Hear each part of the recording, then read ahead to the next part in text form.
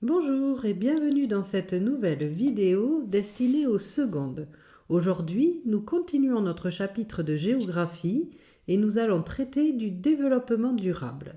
Nous allons nous demander si cet objectif est partagé dans le monde entier. Pour cela, nous allons procéder en 3 temps. Dans une première partie, nous allons expliquer ce qu'est le développement durable. Dans une seconde partie, nous étudierons les défis à relever. Et dans une dernière partie, nous verrons les décisions internationales qui ont été prises en faveur du développement durable. Commençons donc par expliquer la notion de développement durable. Le développement durable est devenu un concept central dans notre société moderne. Il s'agit d'une approche qui cherche à équilibrer le bien-être actuel des populations tout en préservant les ressources pour les générations futures. L'idée centrale est que les actions et les décisions qui sont prises aujourd'hui ne doivent pas nuire aux possibilités des générations futures de répondre à leurs propres besoins. Il repose sur 3 piliers que nous allons expliquer un par un: le pilier environnemental, le pilier économique et le pilier social. Commençons par le pilier environnemental. Il s'agit d'abord de protéger les écosystèmes. La biodiversité est essentielle à la santé de notre planète. Chaque espèce joue un rôle dans l'équilibre des écosystèmes. La protection des habitats naturels, la préservation des espèces menacées et la mise en place de réserves naturelles sont des actions clés pour maintenir cette biodiversité. Le deuxième objectif est de réduire la pollution, que ce soit celle de l'air, de l'eau et des sols. La pollution a des effets dévastateurs sur la santé humaine et sur l'environnement. Des initiatives visant à réduire les émissions de gaz à effet de serre, à promouvoir le recyclage et à favoriser les énergies renouvelables sont indispensables pour minimiser notre empreinte écologique. Enfin, il s'agit de lutter contre le changement climatique, qui est l'un des plus grands défis auxquels l'humanité est confrontée. Il nécessite une coopération internationale pour limiter son évolution et s'adapter aux impacts déjà ressentis. Le second pilier du développement durable est l'économie. Il s'agit tout d'abord de créer des emplois. Le développement durable peut stimuler l'économie en favorisant la création d'emplois dans des secteurs verts, tels que les énergies renouvelables, l'agriculture durable et l'économie circulaire. Sur la photo, c'est le parc éolien de Saint-Nazaire, qui est l'un des premiers parcs éoliens en mer en France. La construction et la maintenance de parcs éoliens créent des emplois locaux, stimulant ainsi l'économie régionale. L'économie, c'est également générer des revenus. En investissant dans les infrastructures durables et les technologies écologiques, les pays peuvent générer des revenus à long terme tout en réduisant leur dépendance aux ressources non renouvelables. Pour en revenir au parc éolien de Saint-Nazaire, il a été conçu pour produire une quantité importante d'électricité, laquelle est ensuite vendue sur le réseau électrique. Cela permet à l'opérateur du parc d'obtenir des revenus grâce à la vente de cette énergie renouvelable. Passons à présent au pilier social. Le premier objectif est d'assurer l'équité sociale. En effet, le développement durable ne peut être atteint que si tous les membres de la société y ont accès. Cela inclut l'accès à l'éducation, aux soins de santé et aux opportunités économiques, quel que soit leur statut socio-économique. Ensuite, il convient de veiller à faire preuve de justice dans la répartition des ressources. La gestion équitable des ressources naturelles est essentielle pour éviter les conflits et les inégalités. L'objectif est de s'assurer que les bénéfices du développement profitent à tous et non à une élite au détriment des plus vulnérables. Sur la photo, c'est un jardin communautaire de Montréal, au Canada. Les jardins communautaires favorisent la collaboration et l'interaction entre les membres de la communauté, permettant aux personnes de se rencontrer, d'échanger des idées et de créer des liens amicaux. Ces jardins offrent aux participants la possibilité de cultiver leurs propres fruits et légumes, ce qui améliore l'accès à des aliments sains et frais pour tous. Aussi, ces jardins communautaires peuvent rassembler des personnes de différentes origines culturelles et socio-économiques, favorisant ainsi l'inclusion. Pour bien comprendre concrètement cette notion de développement durable, nous allons étudier l'exemple de Copenhague, la capitale du Danemark. Commençons avec la dimension environnementale. Copenhague est souvent saluée comme l'une des capitales mondiales du vélo, avec près de 400 km de pistes cyclables qui parcourent la ville. Cette infrastructure incitative encourage les habitants à opter pour le vélo plutôt que pour la voiture. En conséquence, cela réduit considérablement la pollution de l'air, diminue les émissions à gaz à effet de serre et améliore la qualité de vie.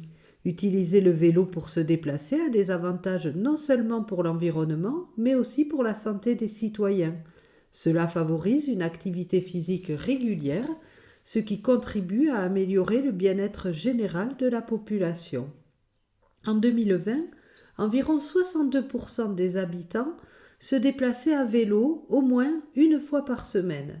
Sur la photo, vous pouvez voir un pont avec uniquement une piste cyclable, ce qui témoigne de l'engagement de Copenhague à créer des infrastructures adaptées au transport durable. Le second point pour l'environnement est la transition vers les énergies renouvelables.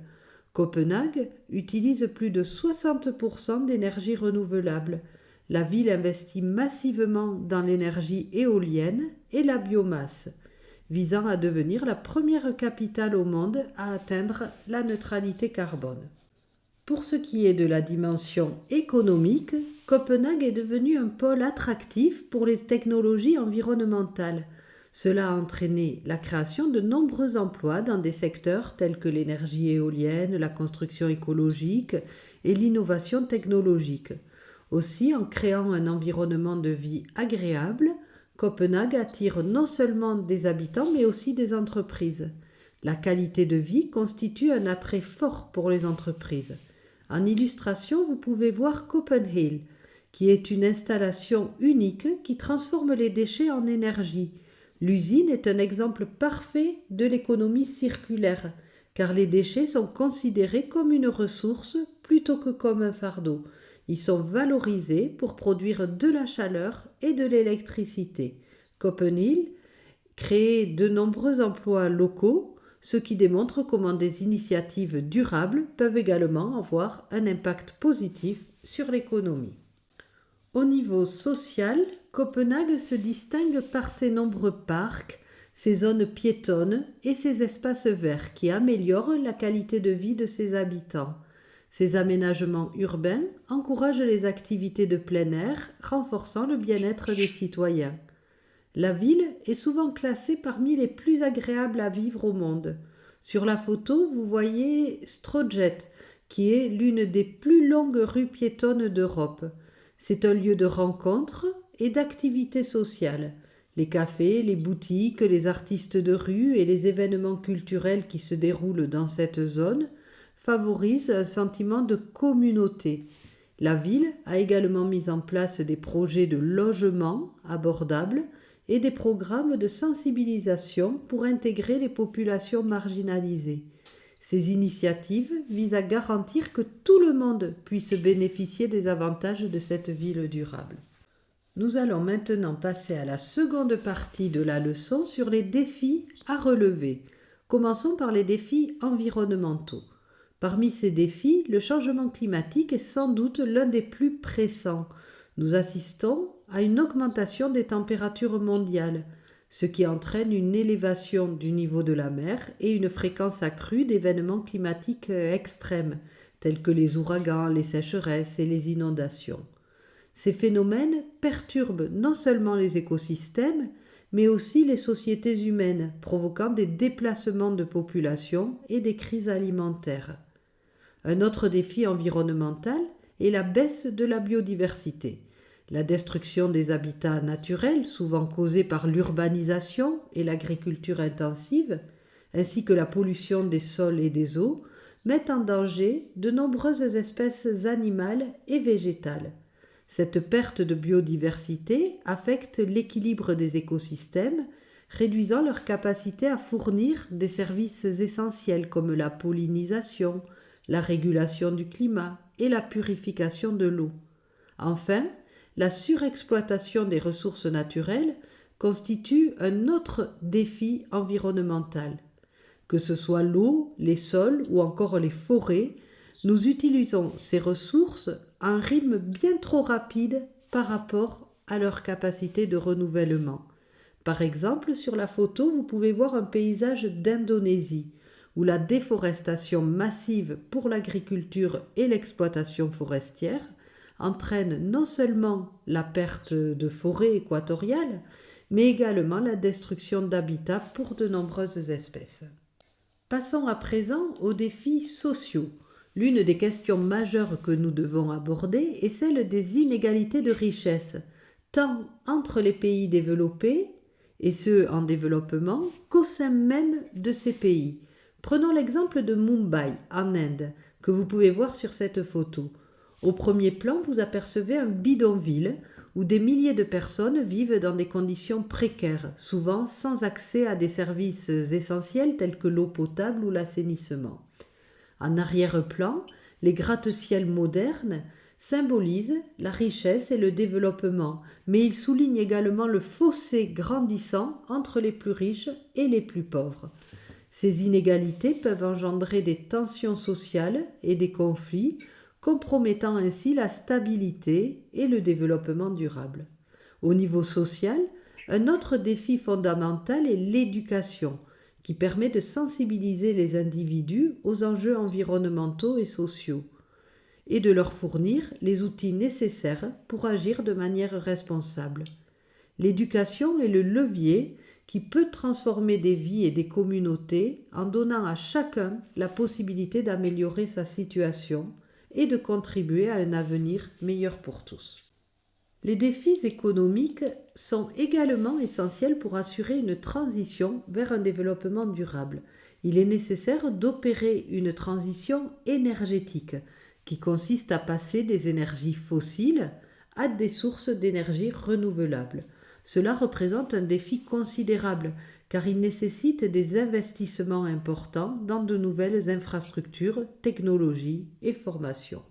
Aussi, il est essentiel de repenser nos modèles économiques actuels pour intégrer des principes de développement durable, c'est-à-dire l'adoption de pratiques commerciales responsables qui prennent en compte non seulement les aspects économiques, mais aussi sociaux et environnementaux.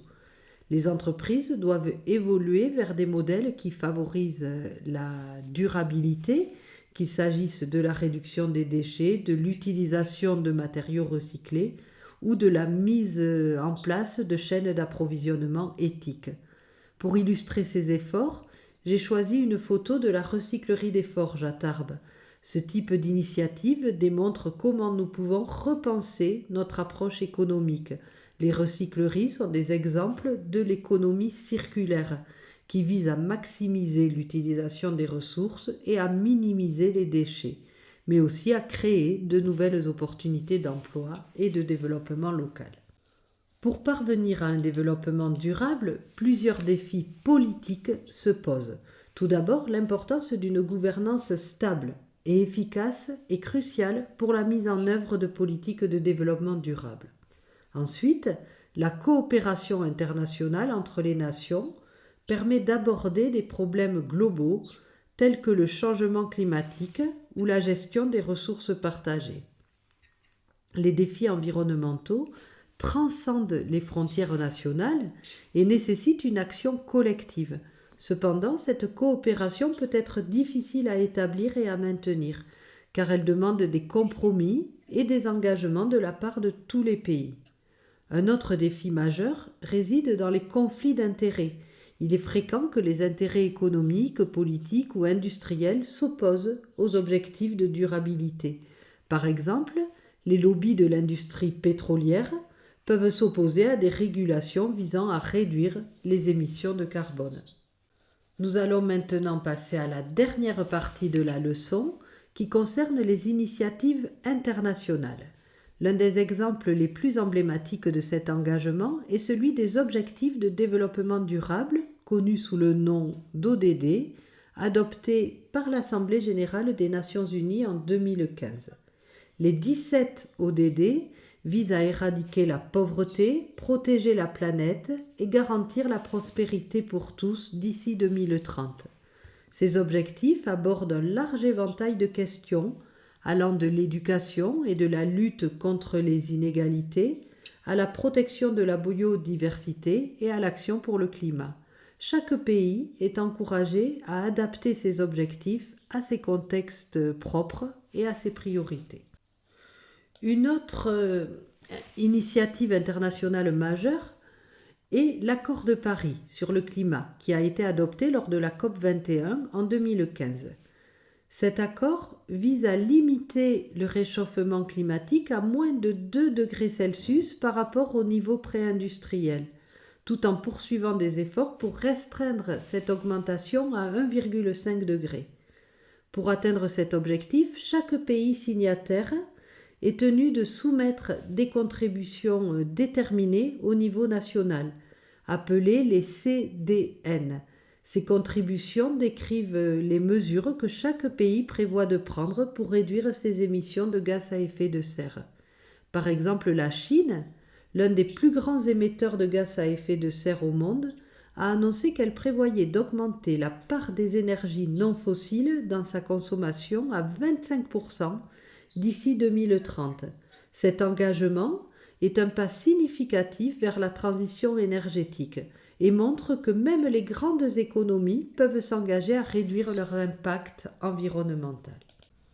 Un autre exemple marquant d'initiative internationale est le Green Deal européen, qui constitue un plan ambitieux de l'Union européenne visant à rendre l'Europe climatiquement neutre d'ici 2050. Le Green Deal européen comprend une série de mesures et de politiques destinées à réduire les émissions à gaz à effet de serre, à protéger la biodiversité et à favoriser la transition vers les énergies renouvelables. Parmi les initiatives clés, on trouve le soutien à l'innovation et aux technologies vertes, la promotion de la mobilité durable et l'amélioration de l'efficacité énergétique des bâtiments. Cette stratégie vise également à transformer l'économie européenne en intégrant des considérations environnementales dans tous les secteurs, qu'il s'agisse de l'agriculture, de l'industrie ou des transports. En plus des engagements des gouvernements et des organisations internationales, les ONG jouent également un rôle important dans la promotion de la durabilité. Ces organisations sont souvent à l'avant-garde de la sensibilisation et de l'action sur le terrain. Prenons l'exemple de Greenpeace, qui mène des campagnes vigoureuses pour interdire la pêche illégale et protéger les zones maritimes sensibles. Grâce à ces actions, Greenpeace met en lumière l'impact dévastateur de la pêche non réglementée sur les écosystèmes marins et elle mobilise l'opinion publique pour soutenir des politiques de conservation efficaces. De même, le WWF s'engage activement à protéger les espèces animales en danger, comme les tigres, en combattant le braconnage et en sensibilisant les communautés locales sur la valeur de la biodiversité. Ces initiatives des ONG illustrent l'importance de l'engagement civique et de la mobilisation communautaire dans la lutte pour un avenir durable. Elles montrent qu'en travaillant ensemble, nous pouvons faire bouger les choses et relever des défis environnementaux qui nous menacent. Ainsi, pour répondre à notre question de départ, le développement durable est-il un objectif mondial ? Oui, c'est un objectif largement reconnu et partagé par de nombreux pays à travers le monde, puisque les 193 États membres des Nations Unies ont validé les ODD, ce qui témoigne d'un consensus mondial sur l'importance du développement durable. Cependant, beaucoup de pays peuvent avoir des priorités immédiates qui prennent le pas sur des initiatives de durabilité. Ainsi, ce qui pose problème, c'est l'application des mesures et l'implication des pays qui varient en fonction des contextes locaux et des priorités nationales. Voilà, j'espère que cette leçon sur les défis du développement durable a été claire. Je vous souhaite de bonnes révisions et je vous dis à bientôt.